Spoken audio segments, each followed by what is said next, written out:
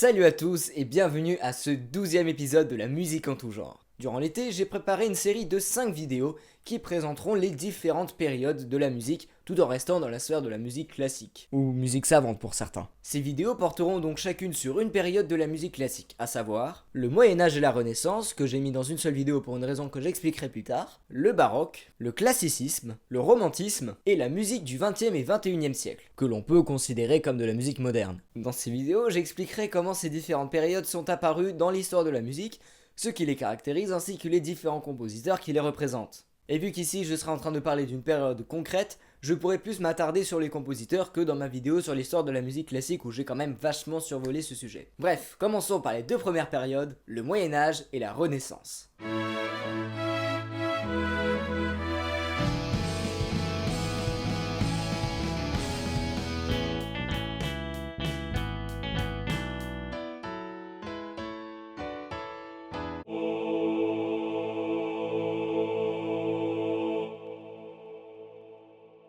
Premièrement, je vais vous expliquer pourquoi j'ai mis ces deux périodes dans la même vidéo. Étant donné que le Moyen-Âge est une période historique qui a duré environ 1000 ans, de la fin du 5e siècle à la fin du 15e siècle, et la Renaissance juste après à peu près un siècle, on peut penser que c'est un peu inimaginable de parler de 11 siècles de musique sans être chiant. Mais en parlant de musique notée, ce qui nous intéresse aujourd'hui, il n'y a pas autant de choses à dire que ça. En effet, si vous vous souvenez de ma vidéo sur l'histoire de la musique classique, que j'ai évoquée il y a même pas une minute, vous vous souviendrez que j'ai dit que l'apparition de la musique classique, savante en tant que telle, pourrait être datée à partir de la composition de la messe de Notre-Dame par Guillaume de Machaut autour des années 1360. Même si bon, selon certains musicologues, c'est encore trop tôt pour parler de musique classique. Mais dans tous les cas, s'il faut parler de musique classique, il faut évidemment parler de ce qu'il y avait avant elle, c'est-à-dire de la musique du Moyen-Âge.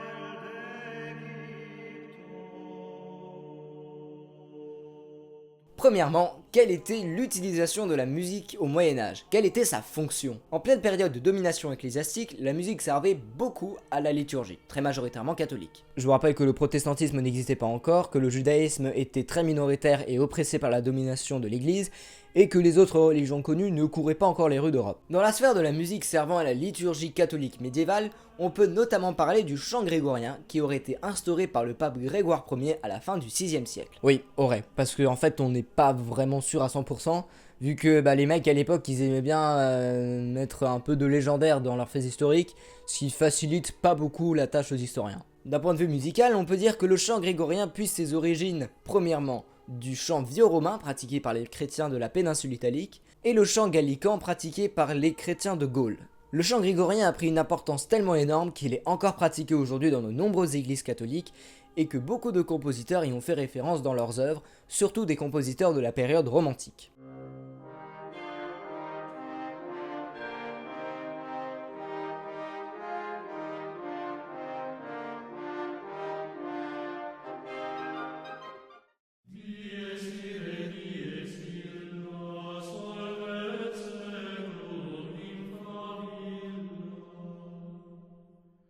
Musicalement, le chant grégorien se caractérise par plusieurs éléments. Premièrement, il se chante a cappella sans aucun accompagnement instrumental et à l'unisson, ce qui veut dire que tout le monde chante la même voix. Ce qui est logique puisque la polyphonie n'avait pas encore été adoptée quand le chant grégorien est apparu. Aussi, c'est un chant de type modal et diatonique. Qu'est-ce que ça veut dire? Eh ben je vais y répondre, laisse-moi le temps d'y répondre, arrête de me couper la parole!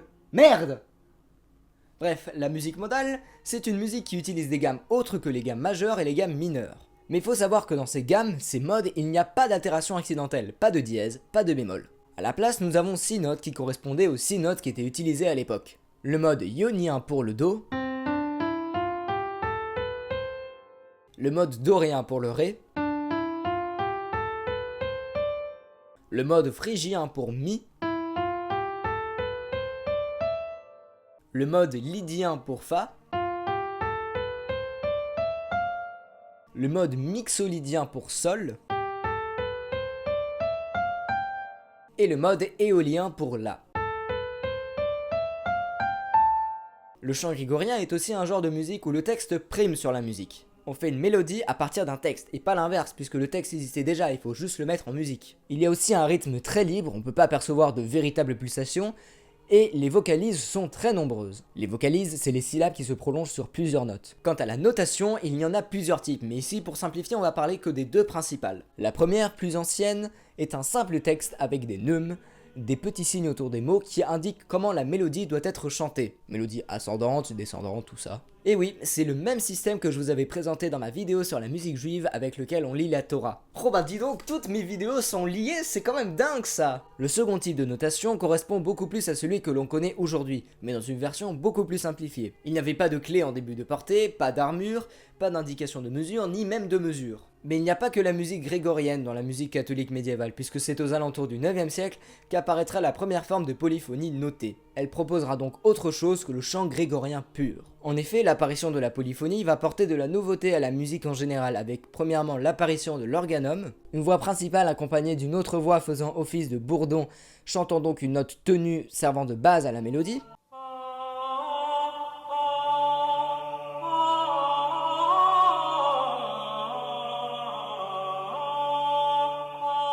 Puis le motet où la voix se place en contrepoint de la mélodie principale et qui se rapproche de plus en plus au type de polyphonie que l'on connaît aujourd'hui.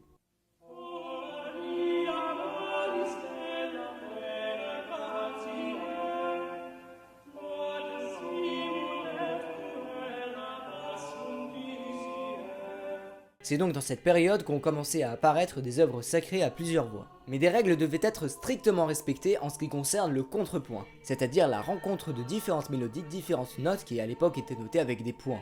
Si vous regardez la série Camelot, vous connaissez sûrement cet épisode dans le livre 1 où le roi Arthur et Bohort se retrouvent chez le père Blaise qui leur fait la morale sur des intervalles qui sont interdits. Eh bien sachez qu'il est vrai que certains intervalles étaient prohibés puisque seuls la quarte, la quinte et l'octave et l'unisson étaient autorisés à cette époque. Les autres intervalles étaient au mieux évités, au pire interdits. Mais ce n'est pas seulement dû au fait qu'ils étaient hyper coincés à l'époque, enfin si, ça joue quand même, mais aussi à cause de la manière dont ils accordaient leurs instruments. Si vous avez un peu étudié le son en physique, vous savez que les instruments sont accordés de telle manière à ce qu'une octave soit divisée en 12 sons de fréquence égale. Mais cela n'a pas toujours été ainsi. En effet, ce système nommé tempérament égal n'est en usage que depuis le début du XVIIIe siècle. Et oui, à votre avis, pourquoi le clavier bien tempéré de Bach s'appelle-t-il ainsi? C'est parce que cette œuvre servait avant tout à démontrer que le clavier était bien accordé avec ses 12 demi-tons égaux.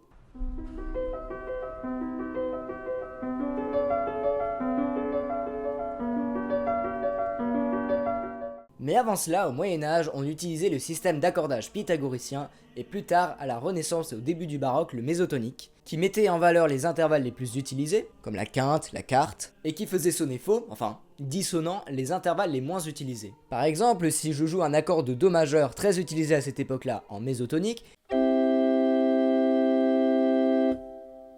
il vous paraîtra normal, voire très brillant. Mais si je joue un accord de Si majeur qui n'était pas utilisé à l'époque,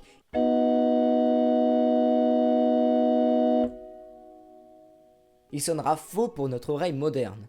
Mais bref, il n'y avait pas que la musique sacrée au Moyen-Âge. En effet, beaucoup de musique profane était aussi jouée et chantée, surtout improvisée, et c'était donc majoritairement de la musique non notée, transmise de manière orale, ce qui peut pas la rapprocher de ce que l'on définit comme de la musique classique. À la fin du XVe siècle, plusieurs événements historiques feront changer beaucoup de choses dans le monde. Entre autres, la découverte de l'Amérique par Christophe Colomb en 1492, la chute de l'Empire byzantin en 1453, et l'invention de l'imprimerie par Johannes Gutenberg autour des années 1450. C'est ainsi que va devenir une nouvelle période historique, la Renaissance.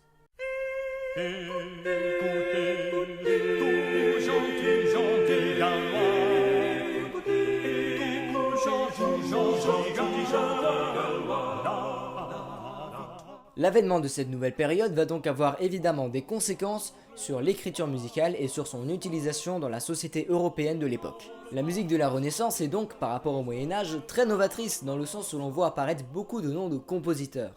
En effet, la musique sacrée du Moyen-Âge, qui était pratiquement la seule musique notée, était à très grande majorité anonyme. Et donc il n'y avait pas de compositeurs connus au Moyen-Âge comme il peut y en avoir pour des périodes ultérieures. Mais bon, nous parlerons des compositeurs plus tard. La Renaissance voit aussi l'apparition, ou en tout cas la popularisation, de musique purement instrumentale, notamment pour consorts, c'est-à-dire des musiques pour ensemble d'instruments de la même famille, comme par exemple des différents types de luttes,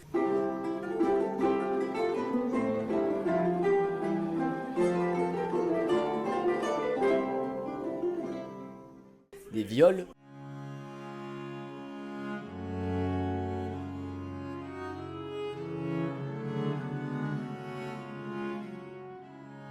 ou des flûtes.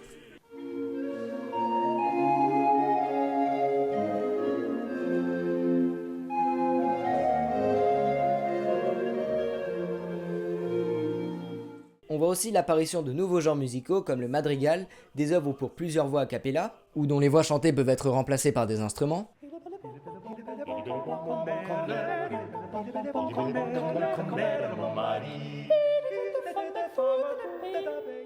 Autrement, la musique sacrée catholique continue à être écrite comme elle l'était à la fin du Moyen-Âge, c'est-à-dire évoluant petit à petit, par exemple avec l'apparition d'œuvres sacrées avec accompagnement instrumental.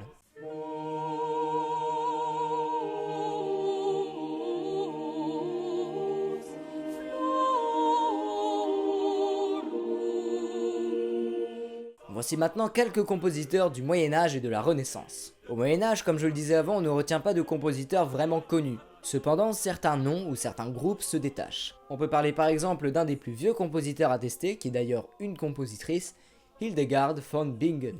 Née en 1098 et morte en 1179, Hildegard von Bingen était de base une religieuse ayant reçu une éducation monastique en Allemagne et qui s'est également consacrée à la musique sacrée. En effet, elle a composé plus de 70 chants liturgiques, hymnes et séquences, une forme particulière de composition liturgique à une voix. Tous ces chants sont regroupés dans une collection nommée Symphonie des harmonies célestes révélées. Je parle très peu de latin, pour ne pas dire pas du tout.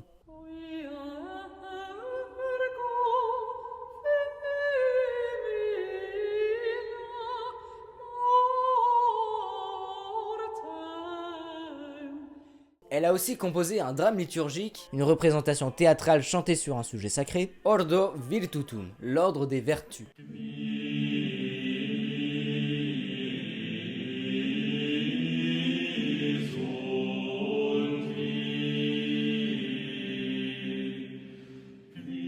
On peut donc dire que c'est un peu les prémices de l'opéra. On peut également parler de l'école de Notre-Dame, un mouvement de musique polyphonique sacrée qui a existé durant le XIIe et le XIIIe siècle. Cette école regroupait plusieurs compositeurs, les deux plus connus étant Léonin, qui a composé surtout des organums à deux voix regroupés dans le Magnus Liber Organi, le grand livre des organums.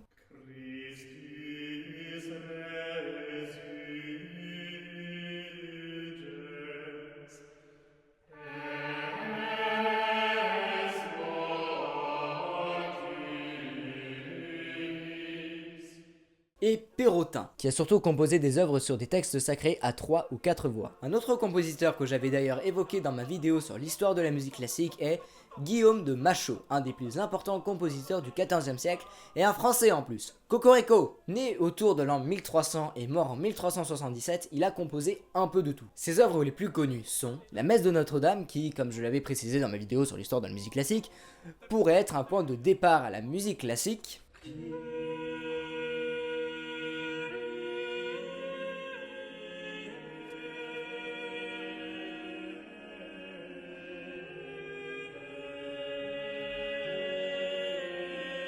Une vingtaine de motets, des œuvres à plusieurs voix, mais aussi des ballades, des rondeaux et des virelais, à savoir les principaux genres de musique vocale de son époque. La grande majorité de ces œuvres sont caractérisées par un rythme assez complexe et sont désignées par le terme de ars nova. Guillaume de Machaut signe plus ou moins la fin de la musique du Moyen-Âge, puisque les compositeurs qui suivront seront davantage considérés comme des compositeurs de la Renaissance. La grande majorité des premiers compositeurs de la Renaissance étaient flamands, puisque l'activité musicale en pays de Flandre était particulièrement forte au XVe siècle. Parmi eux, on retrouve Guillaume Dufay, né en 1397 et mort en 1474, ayant composé majoritairement des motets, des messes et des chansons, autant sacrées que profanes.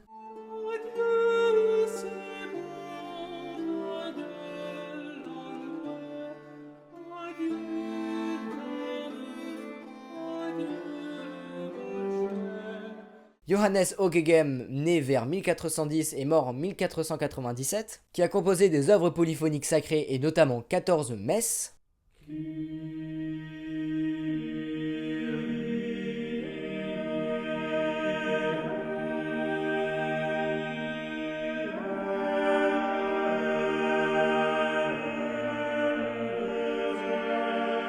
Josquin des Prés, né vers 1440 et mort en 1521, qui a composé surtout des œuvres polyphoniques sacrées, comme des messes.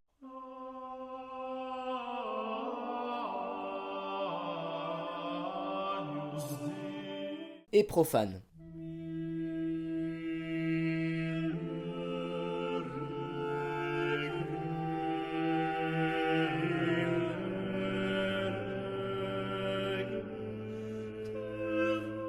Ou encore Roland de Lassus, né en 1532 et mort en 1594, qui a composé entre autres le Psalmis Davidis Penitentiales, le psaume de David pénitent,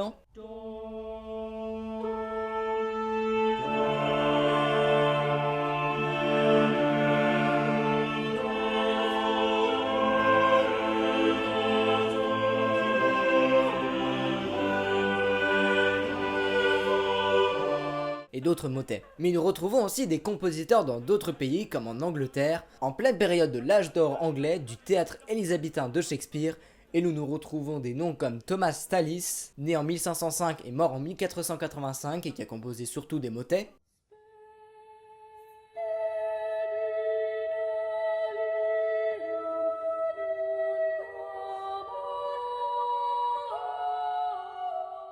William Byrd, né en 1543 et mort en 1623, qui a composé des messes, 3 en latin et 1 en anglais,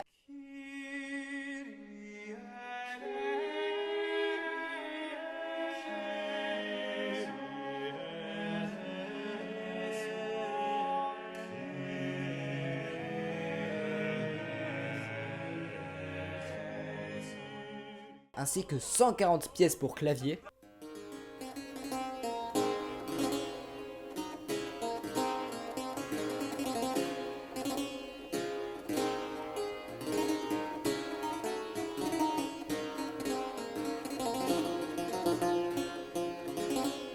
Et enfin, John Dowland, né en 1563 et mort en 1626, un très grand spécialiste de la musique pour luth, puisque celui-ci a composé une centaine d'œuvres pour cet instrument, et cela sans compter les œuvres où le luth accompagne une partie chantée.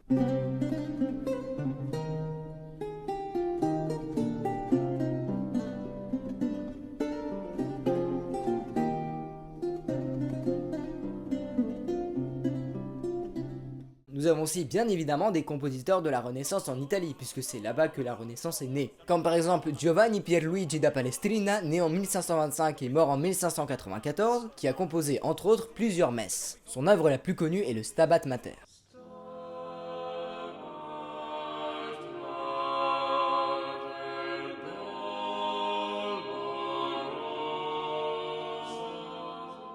Il y a aussi Carlo Gesualdo, né en 1560 et mort en 1613, dont l'œuvre la plus connue est un livre de 6 madrigaux.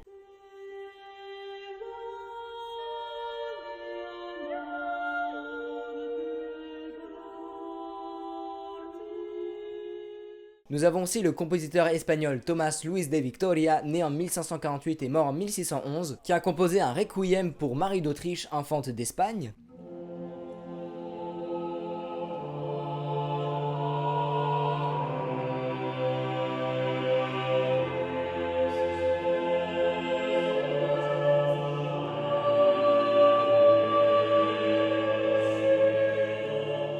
« 20 messes et 16 Magnificat. Ou encore le français Clément Jeannequin, né en 1485 et mort en 1558, dont l'œuvre la plus connue est une de ses nombreuses œuvres polyphoniques, La Guerre, aussi nommée la bataille de Marignan, où est racontée la bataille de Marignan menée par les troupes du roi François Ier contre les Suisses en 1515.